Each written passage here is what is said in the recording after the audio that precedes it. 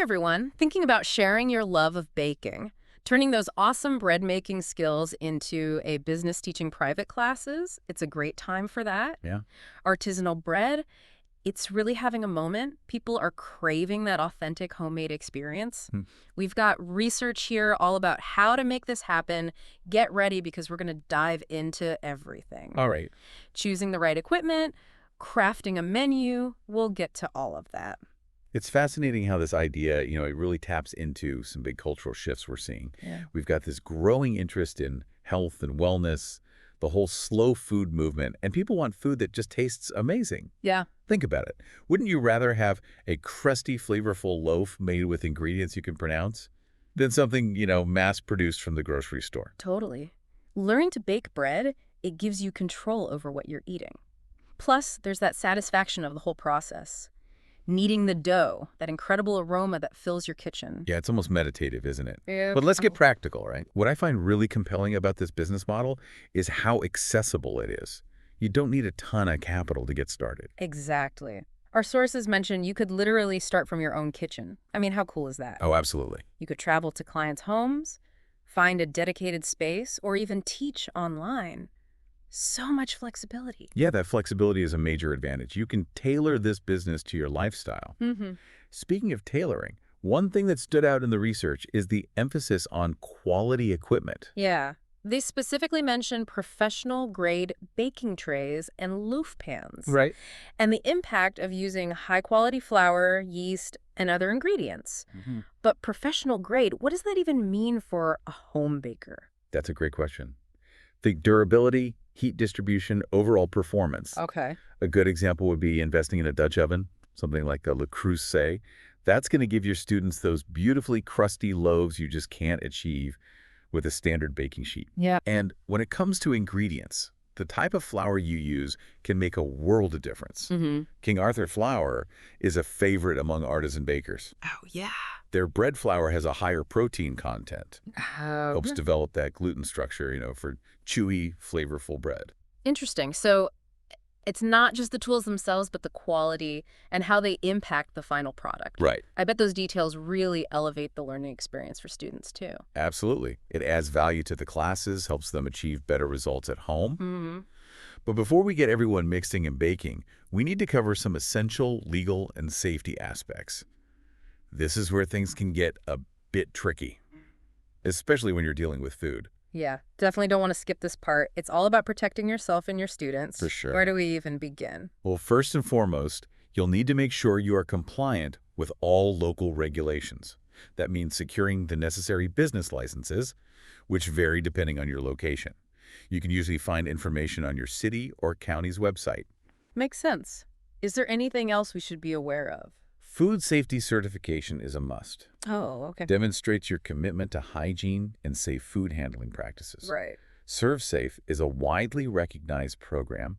It offers food safety training and certification. Okay. It's a great investment for any food-based business. So ServeSafe is something our listener could look into. Mm-hmm. What about liability insurance? That seems like a pretty important consideration as well. You're absolutely right. Liability insurance protects you in case a student has an allergic reaction or gets injured during a class. It's essential for peace of mind Yeah. and minimizing risk. Yeah. And speaking of risk, if you're using your home kitchen for classes, you'll want to make sure it meets all the health department standards. Okay, that makes a lot of sense. So we've got the legal and safety side covered. Now, for the fun part, designing the actual bread baking classes. What kind of classes can we offer? The possibilities are truly endless. You could offer classic beginner classes. For those who are just starting out, teaching them the fundamentals of yeast breads, kneading techniques, and basic shaping. Okay. Then there are more specialized workshops. Sourdough is incredibly popular right now. Yeah. Or you could focus on artisan loaves using ancient grains like spelt or einkorn. I love those ideas. We Yeah. even have sources here that talk about gluten-free options, dietary-specific classes. It's amazing how many different directions you can take this. Yeah, absolutely. What about something unique like a class on creating decorative bread sculptures? That's fantastic. The more unique and specialized your classes are, the better you'll be able to stand out. It's all about finding your niche Yeah. and catering to those specific interests. Speaking of catering, have you thought about different formats? like family-friendly sessions or even corporate team-building events. Ooh, those are great ideas. I can already picture a group of colleagues bonding over a perfectly proofed loaf. It Right. seems like having a variety of class formats, that's a smart strategy. For attracting a wider audience, Yeah. creating multiple income streams. Exactly. It's about being creative and tapping into what people are looking for. Mm-hmm. But this is where choosing the right location comes into play. Mm-hmm. Each location has its pros and cons that you need to consider carefully. Okay, so let's break down those location options. We already talked about using your own kitchen, but wouldn't that limit the number of students you can accommodate? That's a valid point. A home kitchen might be great for starting small, Yeah. keeping costs low, Mm. but as you grow, you might need a larger space, Okay. renting a commercial kitchen or a dedicated baking studio. Mm-hmm. That could offer a more professional setup and allow you to host bigger groups. I can see how a dedicated space would add a level of legitimacy, For sure. create a more immersive experience. What about teaching in clients' homes? That's a great option for those who value convenience Yeah. and personalized attention. Mm. It allows you to tailor the class to their specific needs and equipment. But it can involve more travel time and logistical challenges. So many factors to consider. But that's also what makes this business model so adaptable, right? Right. You can find the setup that best suits your style and target audience. Okay, now for the all-important question. Right? How do we price these classes for profit? Yes. We've got all these great ideas, hmm but we need to make sure it's financially sustainable. Pricing is a key ingredient for success. Mm-hmm. You need to strike a balance between covering your costs, ingredients, equipment, any rental fees, Okay. fairly compensating yourself for your time and expertise. Yeah. You also need to consider what the market will bear. Let's look at some examples from the research. I'm all ears. What kind of price ranges are we talking about? Well, for a small group class, you could charge anywhere from $50 to $100 per person per session. Depends on the length and complexity of the class. Okay. Private lessons, where you're providing one-on-one instruction, could range from $80 to $200 per session. And for those corporate workshops, you could potentially charge $300 to $1,000, depending on the size of the group and the specific requirements. Interesting. Those are great benchmarks to keep in mind. But how do we determine the right pricing for our specific classes and location? Researching what other baking instructors in your area are charging is a good starting point. Also consider the perceived value of your classes. Okay. If you're teaching unique techniques using premium ingredients, you can justify a higher price point. Mm-hmm. Don't forget to factor in your travel expenses if you're teaching in clients' homes. Right. You don't want to undersell yourself. Exactly. But you also need to be competitive, appeal to your target market. Exactly. It's all about finding that sweet spot. It is. Okay, so we've got our delicious bread, a professional setup, our pricing figured out. Now, how do we get people excited about our classes and actually get them through the door? This is where marketing comes in, right? Marketing is absolutely essential. You need to create a brand that reflects your passion, your unique style, and the value you offer to students. Okay, I'm all ears. Where do we even begin with building a brand? Well, first things first, Okay. a professional website is non-negotiable. Okay. Think of it as your digital storefront, where potential students can learn about you, browse your classes, and book their spots. Mm-hmm. It needs to make a great first impression. All right, so we need a website.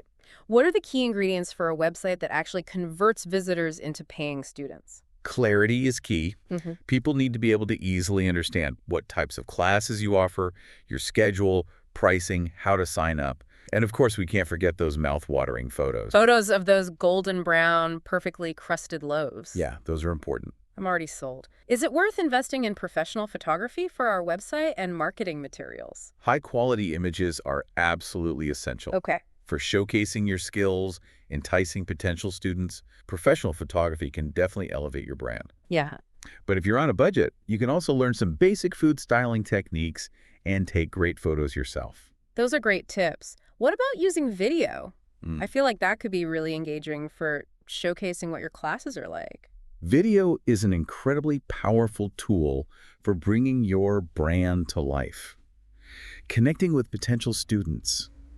You can share behind-the-scenes snippets of your classes, quick baking tips, or even create full-blown online courses. Mm-hmm. Platforms like Instagram and TikTok Yeah. are perfect for short, engaging videos, while YouTube is ideal for longer-form content. So many options. There are. It sounds like we could really get creative with content marketing, but digital marketing isn't everything, right? What about connecting with our local community, building those relationships? You're absolutely right. Partnering with local businesses can be a fantastic way to reach a wider audience. Build credibility. Think about collaborating with coffee shops, restaurants, or even food bloggers. Okay, I like that. You could offer a bread-making class paired with a coffee tasting, Oh, or a special menu featuring your bread at a local restaurant. those are great ideas. And what about attending farmers markets or local food festivals? That's a fantastic way to get your name out there. Yeah. Offer samples of your bread, connect with potential students face-to-face. Right, it's all about creating those personal connections Yes. and getting people excited about the experience you offer. Speaking of experiences, what are some tips for creating a memorable and engaging learning experience for our students? We're going to dive into that more in the next part of our deep dive. But for now, let's leave our listener with this. All right. What kind of unique twist would you bring to the world of bread baking classes? Welcome back. Last time, we talked about all those things to think about when starting a bread making business. Right. The legal stuff, equipment, even pricing. Now we're going to get into the heart of what makes those classes special. It's more than just teaching techniques, you know. It's about creating an experience, a whole experience that students will love and remember. That's where branding comes in, right? Yeah. We touched on it briefly last time.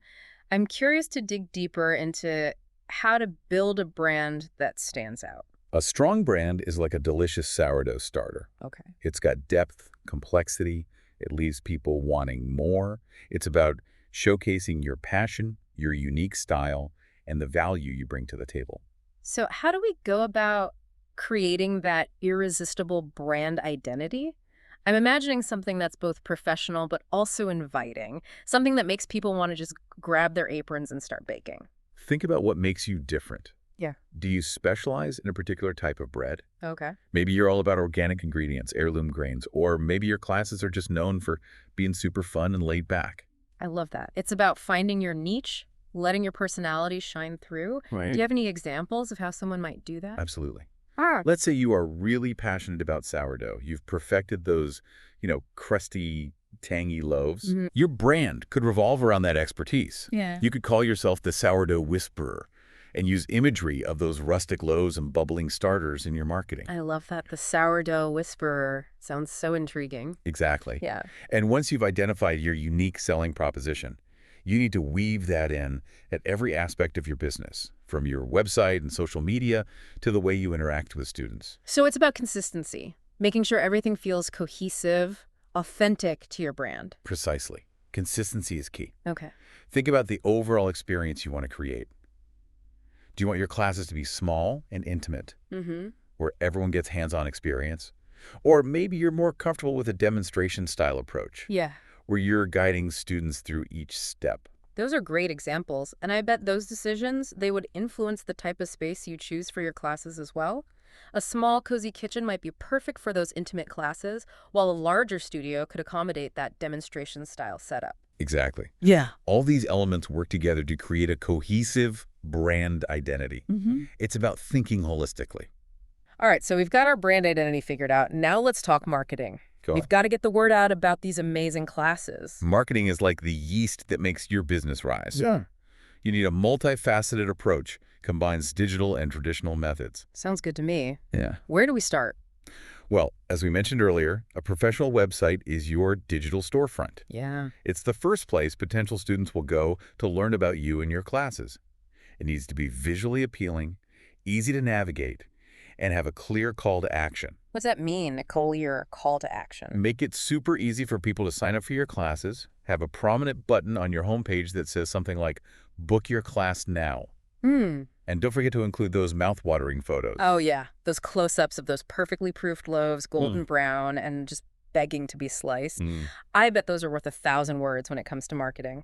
Absolutely. High-quality photos are a must. Yeah. You want people to practically smell the bread through their screens. Mm-hmm. Think about incorporating video as well. Okay. Short, behind-the-scenes clips on Instagram or TikTok can be super engaging. I love that. Showcasing the energy, the excitement of the classes. Right. What else can we do to make our marketing stand out?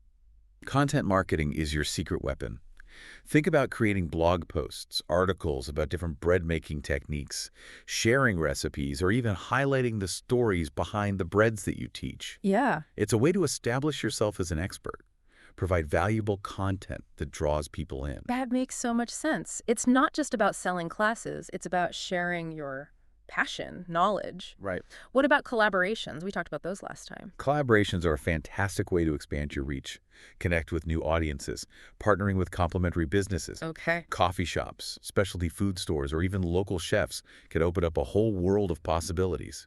I love the idea of a bread and cheese pairing class. Or maybe a workshop where you teach people how to make the perfect bread bowl for soup. Now you're thinking like a true entrepreneur. Yeah. Get creative. See what partnerships make sense for your brand. And don't underestimate the power of word-of-mouth marketing. Word of mouth is like the sourdough starter of marketing, Yeah. right? It's all about that organic growth and those personal recommendations. Exactly. Encourage your students to spread the word. Yeah. Offer referral discounts, or simply ask them to share their experiences on social media. Right. Happy students are your best ambassadors. Hmm. Now let's talk about the classes themselves. What are some tips for creating an experience that students will just rave about?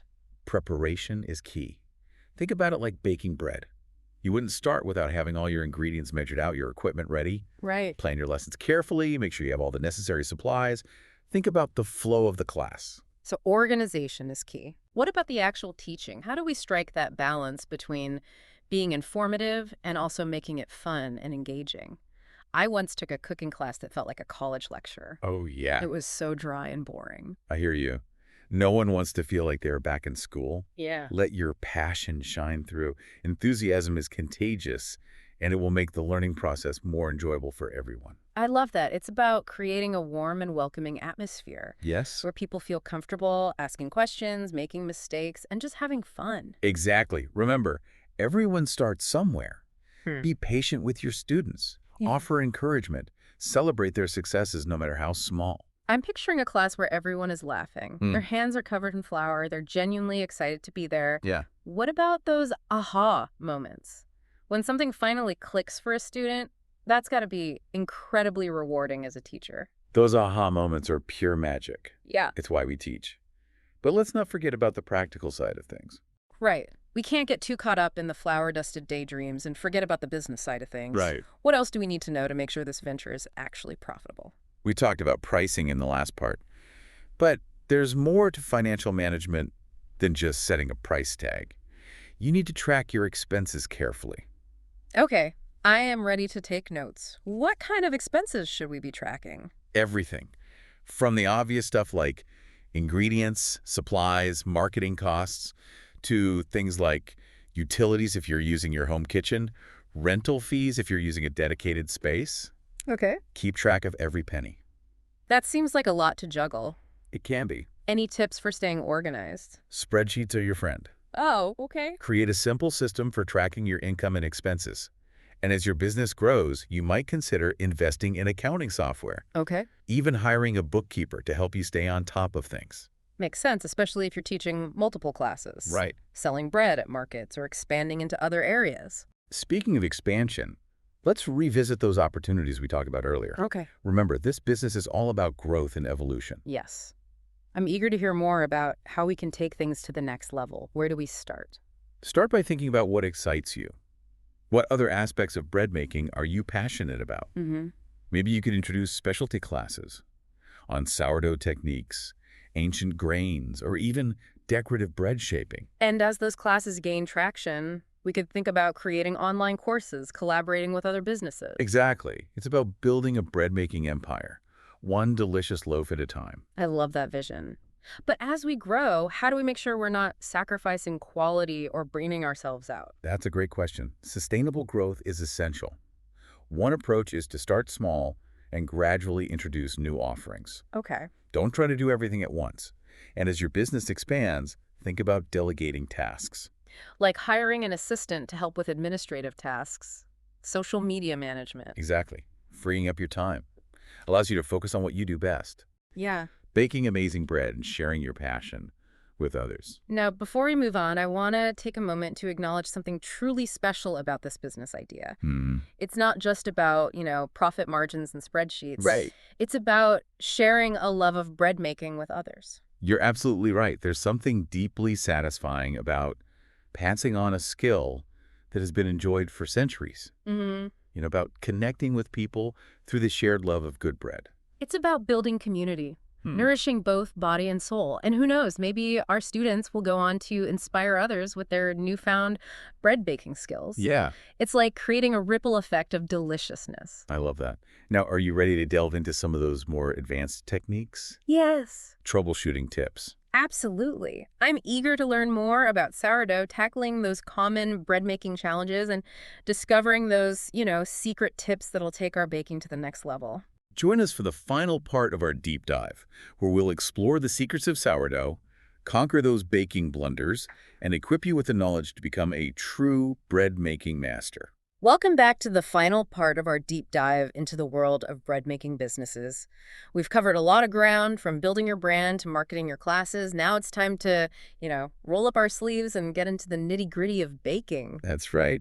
We're going to delve into some advanced techniques, tackle common bread-making challenges, and share some of our favorite resources for those aspiring baking entrepreneurs. I'm excited to get into those doughy details. Yeah. And speaking of dough, we can't talk about advanced bread making without mentioning the one and only sourdough. Ah, sourdough, the bread that is both revered and feared. Revered for its complex flavors and that irresistible tang, Mhm. but feared for its, finicky nature and the rumors of those sourdough starter rituals. Sourdough definitely has this kind of air of mystique about it, but once you understand the basics, it's not as intimidating as it seems. Okay, I'm all ears. What are the key things our listeners need to know if they want to conquer the sourdough beast? It all starts with the starter, Okay. that magical blend of flour and water that ferments and develops those unique sourdough flavors. Mm-hmm. It's a living culture of wild yeasts and bacteria, which means it needs to be fed regularly, treated with care. So it's like having a pet that you bake with. Kind of. A well-maintained sourdough starter is the foundation of successful sourdough baking. It's what gives the bread its characteristic tang and texture. And how do we know if our starter is healthy and happy?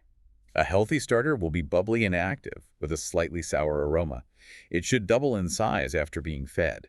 If your starter is sluggish, smells off, it might need some TLC. TLC for our sourdough pets, noted. Yes. Now, once we have a thriving starter, what's next? Then comes the fun part. Mixing, kneading, shaping, and proofing the dough. Sourdough doughs tend to be wetter and stickier than those made with commercial yeast, so it takes some practice to get the feel for it. I've heard that sourdough is all about patience. Is that true? Patience is definitely a virtue when it comes to sourdough. The dough needs time to ferment, develop those complex flavors. Okay. Don't rush the process. So we're embracing the slow food movement in all its glory. Yes. Any other tips for beginners who might be feeling a bit overwhelmed? Don't be afraid to experiment. Every loaf is a learning experience. Embrace the imperfections. And remember, there are tons of resources available to help you along the way. Speaking of resources, let's shift gears and talk about troubleshooting those common bread-making challenges. Even seasoned bakers, I think, have those moments when things just don't go according to plan. Baking is a science, but it's also an art. There are so many variables that can affect the outcome of your bread. Yeah, like a loaf that just stubbornly refuses to rise, or a crust that's more like a brick than a crispy delight. Those are the moments that make you want to throw in the towel. I've been there. But before you give up on your bread-making dreams, let's talk about some of those common blunders and how to fix them. All right, I'm ready to troubleshoot. Give me your best bread-making wisdom. One common issue is dough that's too dry or too wet. Mm-hmm. If your dough feels like a brick, it might need more hydration. Okay. Try adding like a tablespoon of water at a time until it becomes more pliable. And what if the dough is like super sticky and impossible to handle? Then you might need to add a bit more flour, a tablespoon at a time, until it reaches the desired consistency. It's all about finding that sweet spot, that Goldilocks zone of doughy perfection. Doughy perfection, that's what we're aiming for. Yes. What about overproofing? I've heard that can lead to some disastrous results. Overproofing can cause loaves to collapse in the oven, resulting in those dreaded flatbreads. Yeah. It happens when the dough has risen for too long and the gluten structure has weakened. Okay. So how do we avoid that heartbreaking fate? Paying close attention to the dough's rise is crucial. Learn to recognize the signs of a properly proofed loaf. Okay. You should have almost doubled in size and spring back slowly when you poke it gently with your finger. The poke test. Yes. That's a good one. Any other common bread making pitfalls we should be aware of? Underbaking is another mistake that beginners often make. If the bread isn't baked thoroughly, it can be dense and gummy in the center. Okay. To make sure your bread is cooked through, use an instant read thermometer. Check the internal temperature. What temperature should we be aiming for?